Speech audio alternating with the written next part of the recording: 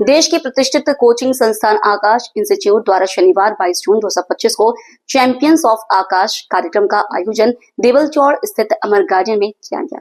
इस अवसर पर नीट, यूजी, जेई एडवांस्ड और बोर्ड परीक्षा 2025 में उत्कृष्ट प्रदर्शन करने वाले छात्र छात्राओं को भव्य समारोह में सम्मानित किया गया। कार्यक्रम की शुरुआत शोभा यात्रा के रूप में हुई, जिसमें विद्यार्थियों, शिक्षकों और स्टाफ ने भाग लिया। रैली के माध्यम से शहरवासियों को शिक्षा और मेहनत का संदेश दिया गया। समारोह में विद्यार्थियों को ट्रॉफी, प्रमाण पत्र, मोमेंटो और नगद पुरस्कार देकर सम्मानित किया गया। नीट में सानिध्य गौतम, जेई एडवांस में आदि बंसल, ऑल इंडिया रैंक 926, 12वीं सीबीएसई में तरुण जोशी 98.40% और 10वीं में सौम्या उपाध्याय 99.2% जैसे मेधावी छात्रों को विशेष रूप से सम्मानित किया गया। मुख्य अतिथि मेयर हल्द्वानी श्री गजराज सिंह बिष्ट ने कहा कि यह सफलता उत्तराखंड के युवाओं की प्रतिभा का प्रमाण है। मेरा नाम सानिध्य गौतम है। आकाश से कौन सी रैंक आई है? मेरी AIR 3500 आई है नीट यूजी 2025 में। कैसा फील होता है यहाँ से पढ़ाई करते हैं? बहुत अच्छा लगता है, स्पेशली जो टीचर्स हैं यहाँ के वो आपकी बहुत मदद करते हैं एंड उसके बाद जब आपको इतनी प्यारी रैंक मिलती है तो और अच्छा लगता है साथ में। अब जो नीट की तैयारी करने जा रहे हैं उनको क्या मैसेज देना चाहिए? मैं ये कहना चाहता हूँ कि हमेशा अपने टीचर पे यकीन रखें, जो आपको बता रहे हैं उस पर पूरा ट्रस्ट करें। कभी ऐसा नहीं कि थोड़ा भी डाउट नहीं होना चाहिए आपको अपने टीचर की कोई भी बात पे। सबसे पहले तो आकाश इंस्टीट्यूट को बधाई देता हूँ, उनको शुभकामनाएं देता हूँ कि वो देश के भविष्य को संवारने का काम कर रहे हैं, हल्द्वानी में भी कर रहे हैं। और जितने भी बच्चे टॉपर्स आए वो हल्द्वानी के हों, बाहर के हों, सब मेरे अपने छोटे बच्चों के समान है। मैं उन सभी को बधाई देता हूँ, शुभकामनाएं देता हूँ कि वो इसी प्रकार आगे बढ़ें और जो आदरणीय मोदी प्रधानमंत्री जी का जो सपना है एक विकसित भारत का, उस विकसित भारत को बनाने में अपना योगदान करें। Thank you. तरुण जोशी। कौन सी रैंक आई है आपको? 3762, 3762। जो इंस्टीट्यूट में आप पढ़ते हैं उसके कुछ टिप्स बारे दीजिए, किस तरीके से इसको देखते हैं? आकाश इंस्टीट्यूट हल्द्वानी का बहुत रेप्यूटेड है इंस्टीट्यूट है और इस इंस्टीट्यूट ने बहुत सहायता करी मेरी फर्स्ट अटेम्प्ट में इतनी अच्छी रैंक लाने के लिए। और इसके साथ साथ स्कूल का बोर्ड्स में भी सहायता करी इंस्टीट्यूट ने। अभी आपका? Sir my name is Maniraj Joshi. कौन सी रैंक आई है? सर मेंस में मेरी 10,000 रैंक थी और एडवांस में 24,000। क्या कुछ कहना चाहते हैं? सर काफ़ी सही लग रहा है, थोड़ा एडवांस में मेहनत कम करी तो एडवांस में रैंक नहीं आ पाई, लेकिन मेंस में मेहनत करी और आकाश ने काफ़ी हेल्प करी मेरी मॉड्यूल्स के थ्रू, टेस्ट के थ्रू, एकेडमिक हेल्प, तो काफ़ी अच्छा लग रहा है अभी ये सब हो रहा है देख के। दोस्त लोग सब यहाँ का एटमॉस्फेयर कैसा है? सर काफ़ी अच्छा है पढ़ने वाले बच्चों के लिए। किस तरीके से देखते हैं और लोग जो यहाँ से पढ़ना चाहते हैं उनके लिए क्या टिप्स देना चाहिए? सर यही कहूँगा, अगर आप आकाश आ रहे हैं तो फिर अच्छे से फॉलो कीजिए उसे, क्योंकि जिन बच्चों ने सही से फॉलो किया उनकी रैंक भी आ रही है। अगर आप दिल से फॉलो करेंगे तो हो जाएगा। जो बच्चे नए आ रहे हैं उनके लिए क्या कहना चाहेंगे? सर बस मेहनत करो, मॉड्यूल्स को फॉलो करो, सर लोग की बात सुनो और लगे रहो।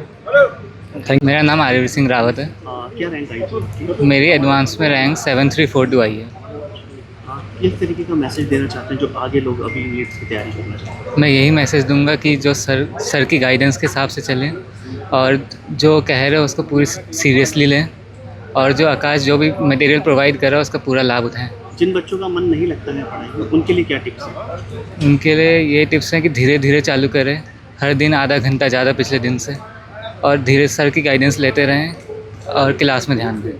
कामयाबी हर एक को अच्छी लगती है, हमें भी अच्छी लगती है, लेकिन अभी भी हमें लगता है कि अभी भी हमारा सफ़र बहुत लंबा है। काफ़ी आगे हम आ गए हैं और अभी और बहुत आगे जाना है। बिकॉज़ अगर हमारे इंस्टीट्यूट में 100 बच्चे आ रहे हैं तो हमारी कोशिश ये होगी कि हर एक बच्चा अपने ड्रीम कॉलेज को अर्जित कर पाए। हाँ, वो हम अभी तक पूरा नहीं कर पाए हैं, लेकिन कहीं ना कहीं एक बड़ा अच्छा चेंज है।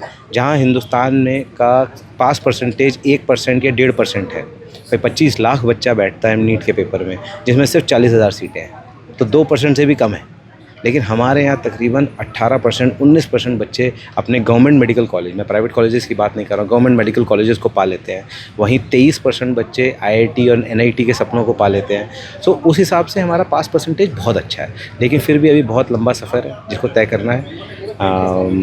कोशिश कर रहे हैं और आगे अच्छे करने की।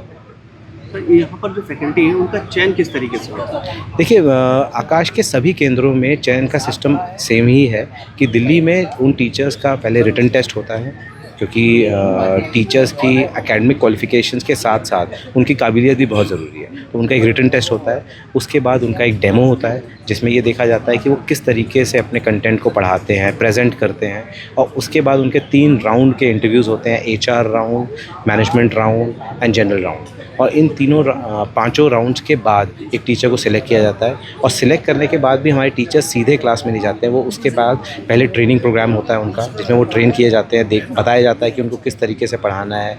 कुछ ऐसी नुआंसेस होते हैं पढ़ाई में भी जिससे बच्चों को एक्चुअली क्वालिफाई कराया जाएगा। देखिए, बच्चों को फाइनली एक एग्ज़ाम देना है, हमको उनको उसके लिए तैयारी करनी है। हमको बहुत ज़्यादा एडिशनल चीज़ें जो उनको जिसकी रिक्वायरमेंट नहीं है वो पढ़ा के फ़ायदा नहीं होता, तो उस चीज़ की उनको ट्रेनिंग दी जाती है, बाकायदा बताया जाता है कि पेपर कैसा आता है, कैसे हम लोगों को बच्चों को गाइड करना है, काउंसलिंग कैसे करनी है, पेरेंट्स के जो एक्सपेक्टेशंस हैं वो कैसे मीट आउट करने हैं। तो इन चीज़ों की 6 महीने की ट्रेनिंग होती है। उसके बाद 6 महीने वो लोग डाउट क्लियरिंग और अदर काम करने के बाद फिर वो फाइनली पढ़ाने के लिए क्लास में आते हैं। और एक कोशिश ये रहती है कि टीचर्स को ऑल ओवर द कंट्री भेजा जाता है, और कई जगह ये कोशिश की गई है कि जैसे मान लीजिए हल्द्वानी के भी बहुत सारे टीचर्स आकाश में काम करते होंगे, लेकिन जनरली उनको हल्द्वानी पोस्टिंग नहीं मिलती। वो कारण ये है क्योंकि जब आदमी कहीं लोकल एरिया में रहता है तो उसे छुट्टियां बहुत लेनी पड़ती हैं। तो बाहर से टीचर्स आते हैं तो दे आर मोर रेगुलर, और जैसे कहते हैं सामाजिक बंदिशें थोड़ी कम होती हैं तो काम पे ध्यान थोड़ा ज़्यादा हो जाता है। तो ऐसे कोशिश की जाती है। हमारे यहाँ ज़्यादातर टीचर्स बहुत लंबे समय से हैं।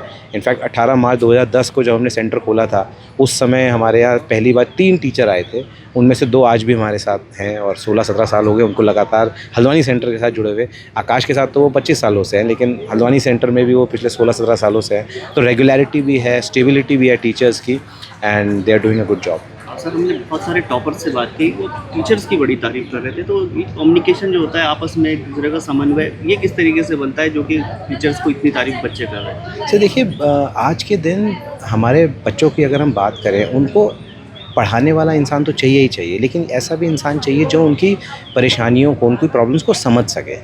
सिर्फ पढ़ाई करा जाए ऐसे में अब कामयाबी नहीं मिलती। हिंदुस्तान के अंदर कंपटीशन बहुत ज़्यादा है। बच्चे की क्या कमी है उसको बारीकी से समझना है और उसको दूर करने में उसकी मदद करनी है। उसके लिए बच्चे से लगातार टच में रहना है, लगातार बातचीत करती रहनी है। उसकी पर्सनल प्रॉब्लम्स भी अगर हैं तो उनको भी हल करने की कोशिश करनी है। तो ये जो कनेक्शन जो टीचर्स बनाते हैं उसी की वजह से बच्चे आज भी कनेक्टेड है। आपने देखा होगा हमारे बहुत सारे पुराने बच्चों ने वीडियोज़ दी। अभिजीत मलकानी अभी फ़िलहाल फ्रांस में रिसर्चर है, उसने तुरंत रात में 12 बजे वीडियो बना के भेजी सर के एक फ़ोन के पे और मेरी एक मैसेज पे। रीज़न यही है कि उनको ये पता है कि उनकी जो जर्नी है उसमें उनके गुरुओं का एक छोटा सा योगदान है। मैं बहुत बड़ा नहीं कह रहा हूँ, लेकिन थोड़ा सा योगदान है। और ये बड़ी अच्छी बात है कि बच्चे ग्रेटफुल हैं। सबसे पहले तो हमें वो ग्रेटफुलनेस होनी चाहिए अपने टीचर्स के लिए, अपने पेरेंट्स के लिए। और आप देखें हमारे आकाश के बच्चे अपने सारे पेरेंट्स के लिए भी बहुत ग्रेटफुल हैं कि उनका भी योगदान उनकी पढ़ाई में बहुत ज़्यादा है। Thank you. लोकल से लेकर ग्लोबल तक की खबरों के लिए देखते रहिए सच्ची रिपोर्ट।